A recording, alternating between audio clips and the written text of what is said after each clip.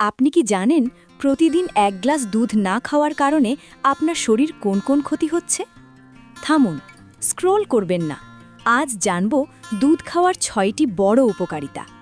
আপনি যদি প্রতিদিন দুধ খান তাহলে এই ভিডিও আপনার জন্য নয়, আর যদি না খান তাহলে শেষ পর্যন্ত দেখুন। উপকারিতা ১, হাড় ও দাঁত মজবুত। দুধে থাকা ক্যালসিয়াম ও ভিটামিন ডি হাড় ও দাঁতকে শক্ত করে, হাড় ক্ষয় ও ব্যথা কমাতে সাহায্য করে। উপকারিতা ২, শরীরের শক্তি বাড়ায়।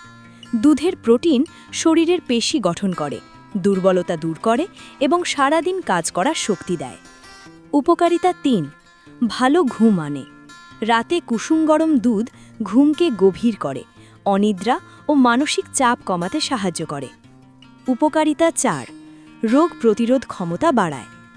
দুধে থাকা ভিটামিন ও মিনারেল শরীরের ইমিউনিটি শক্তিশালী করে, সাধারণ অসুখ থেকে রক্ষা করে। উপকারিতা ৫, মস্তিষ্ক ও স্মৃতিশক্তি ভালো রাখে। দুধের ভিটামিন বি12 স্নায়ু মজবুত করে, মনোযোগ ও স্মৃতিশক্তি বাড়ায়। উপকারিতা ৬, ত্বক ও শরীর সতেজ রাখে।